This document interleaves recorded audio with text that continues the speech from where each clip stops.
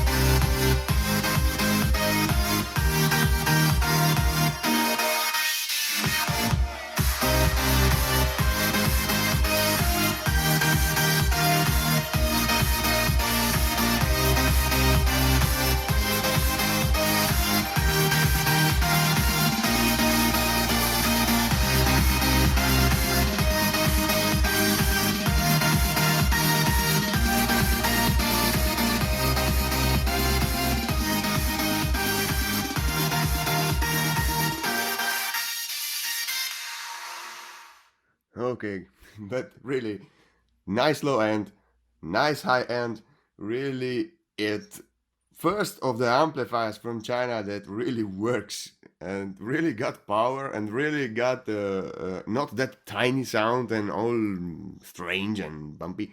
Uh, good sound, white sound. Uh, I don't know. For me, this is the first good amplifier than knob sound or this breeze audio, but this is even better, believe me. So, goodbye.